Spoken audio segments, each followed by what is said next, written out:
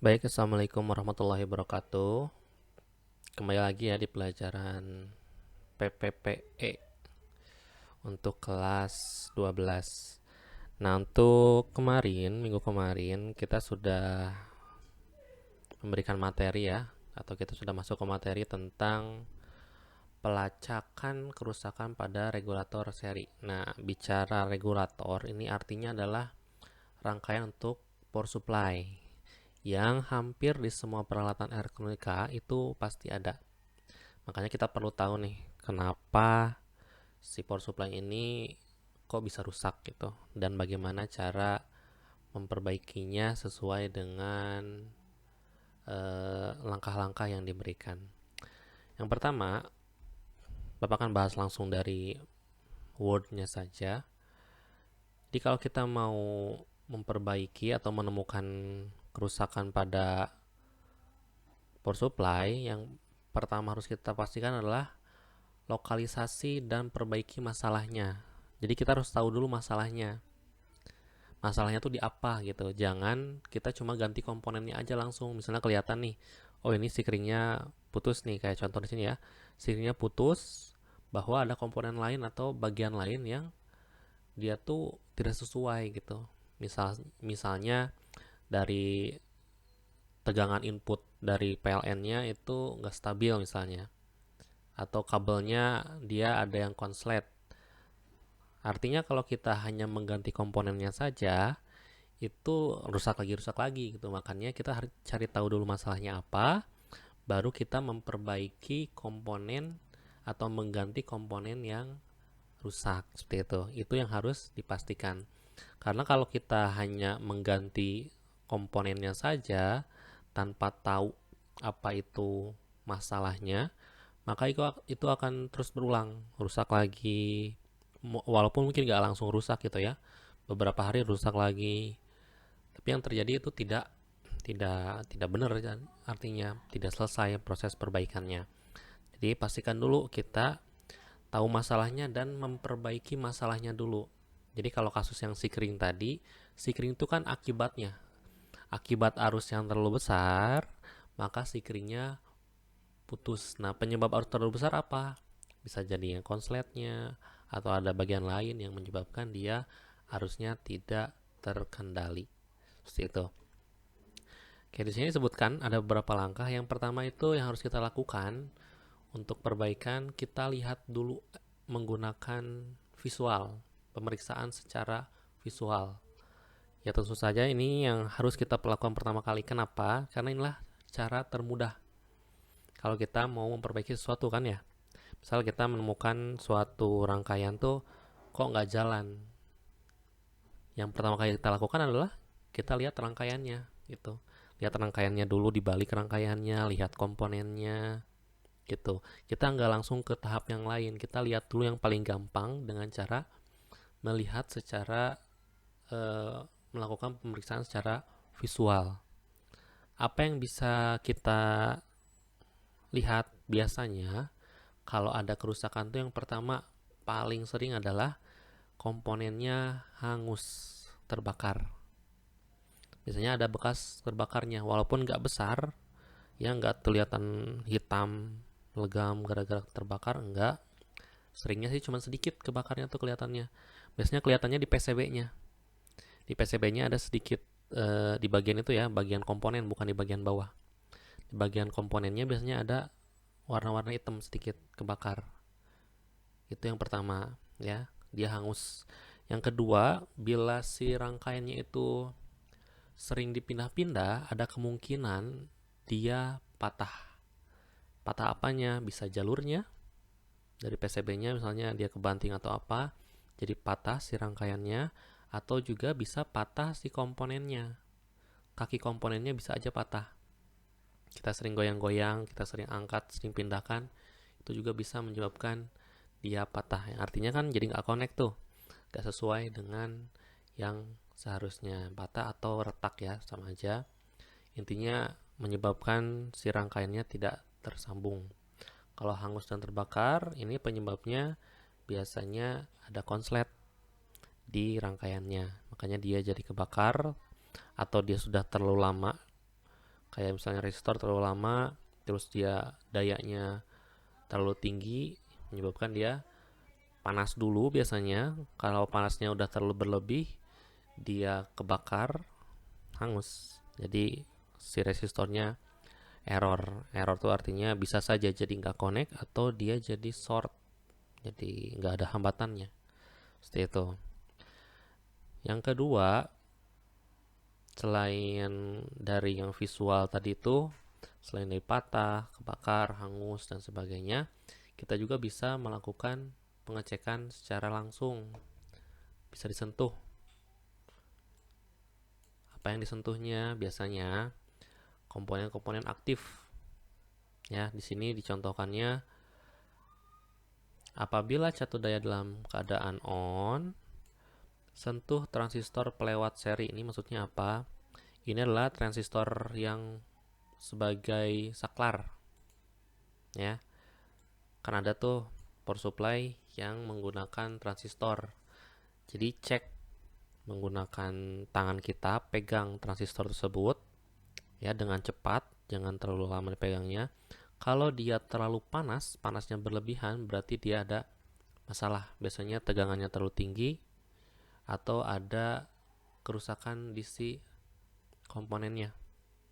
Tapi pegang-pegang tuh. Ya, seperti itu. Atau selain transistor juga bisa dicek si komponen regulatornya. Kalau kita bicara regulator kan ada itu ya, IC LM 7805 dan sebagainya. Nah, itu juga kita pegang. Biasanya itu panas juga. Kalau panasnya berlebih, itu berarti ada sesuatu di situ. Nah, selain transistor, regulator, ada juga komponen aktif lainnya. Biasanya di power supply ada komponen aktif lainnya itu dioda. Ya, dioda juga sering panas dia, cuma nggak sepanas si transistor dan regulator. Cuman tetap harus kita cek, itu sering kebakar. Untuk itu kita bisa menggunakan tangan, ya, paling gampangnya.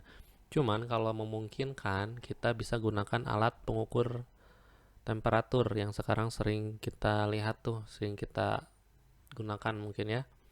Itu pengukur temperatur yang pakai tangan, dipencet kayak pistol itu. Nah, itu kita bisa gunakan, dan di bengkel juga kita punya. Jadi kita nggak usah pegang langsung, kita bisa cek suhunya berapa. Kalau berlebih misalnya mendekati 100 derajat berarti itu sangat bermasalah. Itu ya, jadi yang pertama kita lihat dulu secara visual dan melakukan kontak pegang. Ini ada masalah apa nih? Ada yang panas berlebih nggak? Gitu. Jadi kita nggak pakai alat ukur apapun dulu, selain yang tadi temperatur ya. Jadi kita menggunakan yang paling mudah dulu secara visual. Nah, yang kedua, setelah visual ternyata misalnya nggak ada ketahuan masalahnya juga, kita lakukan dengan pengukuran tegangan. Tegangan tentu saja menggunakan alat ukur. Alat ukur untuk tegangan adalah bukan AVO ya, yang betul adalah untuk tegangan itu voltmeter. Nah, voltmeter ini kita bisa mulai mengukurnya di bagian keluaran. Kenapa di keluaran dulu?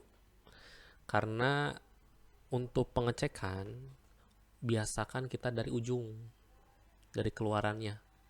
Jadi kita ngeruntutnya bukan dari input ke output, tapi dari output ke input, ngurutnya gitu.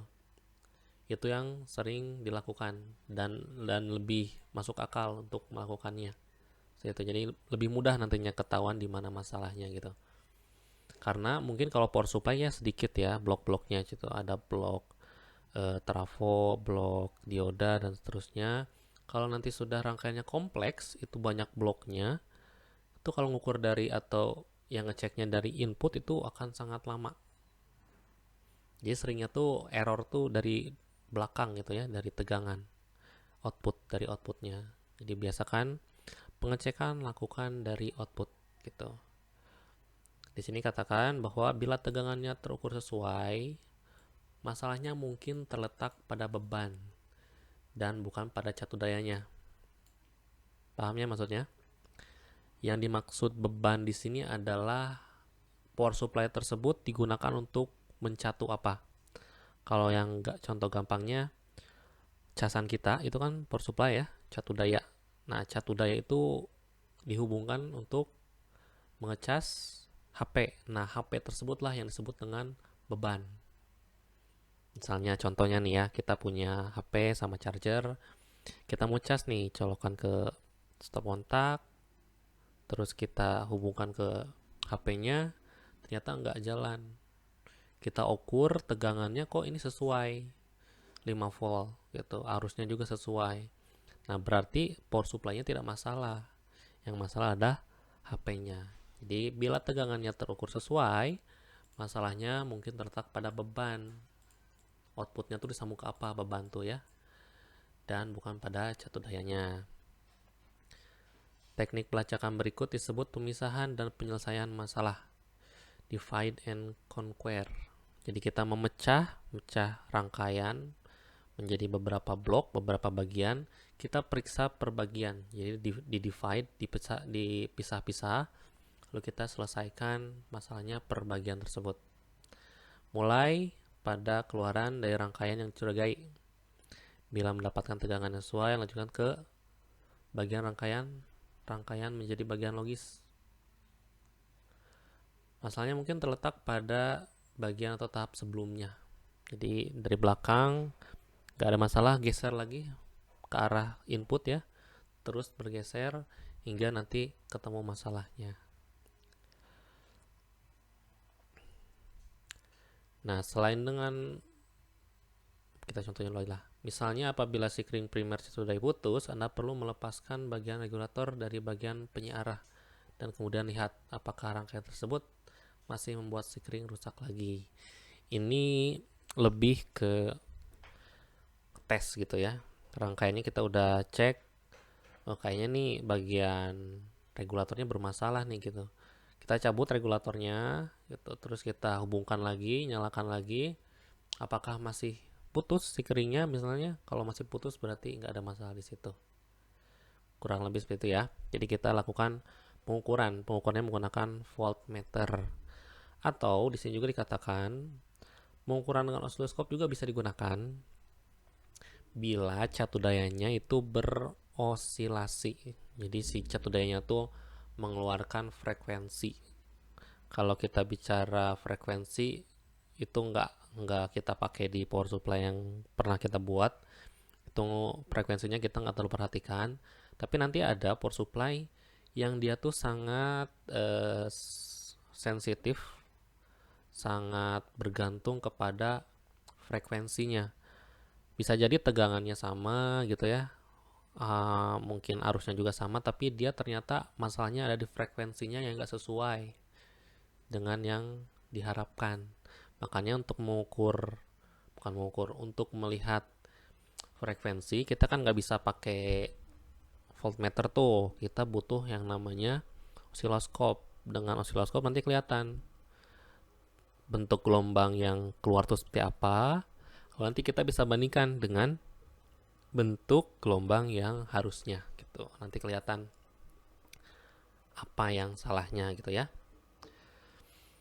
Kerusakan jenis ini biasanya disebabkan oleh kapasitor bypass yang terletak dekat IC regulator atau penguat penyimpangan, itu amplifier ya, bahasanya translate ini. Tergantung tipe rangkaian regulator yang digunakan. Ya, berarti kalau misalnya ada masalah di catu daya yang isolasi, frekuensi itu biasanya masalahnya ada di kapasitor yang sebagai bypass. Jadi ada kapasitor yang dekat IC regulator, itu namanya kapasitor bypass gitu ya. Bisa dekat IC regulator atau dekat amplifier. Nah, itulah yang kedua. Yang pertama kita lihat visualnya, yang pertama kita lihat visual, yang kedua kita lihat atau ukur tegangannya. Kalau masih oke, kita bisa lakukan langkah ketiga, yaitu pengukuran arus menggunakan ampere meter. Ampere meter ini di AVO ada ya. Pengukuran arus dapat menunjukkan apakah rangkaian pembatas arus bekerja atau tidak dan apakah setiap transistor pelewat pencatu beban dengan sesuai atau hanya sebuah transistor saja yang bekerja.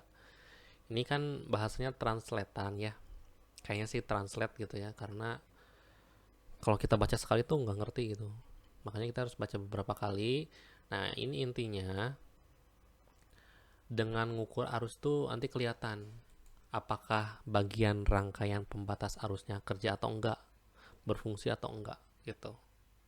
Lalu apakah transistor pelewat, ini tuh pelewat tuh transistor pas gitu ya, mencatu beban dengan sesuai, output dari transistor sesuai enggak nih. Kalau kita sebagai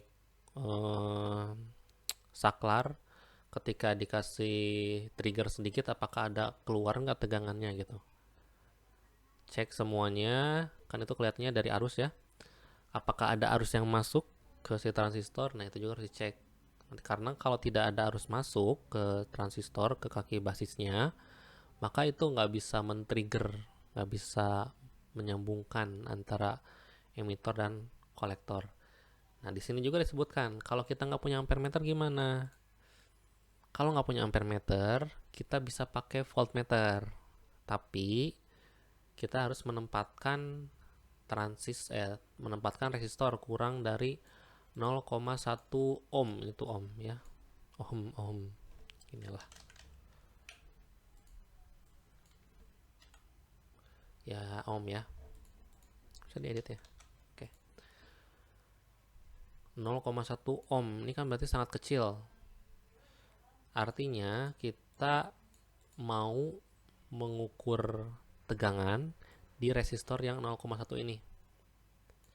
Kita kan tahu ya ada rumus ohm, bahwa di sini dikatakan hukum ohm tuh I sama dengan E per R. E di sini biasanya energi, cuman kita seringnya pakainya V. I sama dengan V per R. Kita nggak punya ampere meter nih, ya udah kita kasih resistor 0,1 di titik yang kita mau ukur arusnya. Dipasang resistornya secara seri ya masangnya. Lalu kita ukur tegangannya menggunakan voltmeter secara seri. Berapa tegangan yang terukur? Misal yang terukur adalah 10 volt. Nah, berarti kan I sama dengan 10 per 0,1. Berapa? Jadi sama dengan 100 kan ya?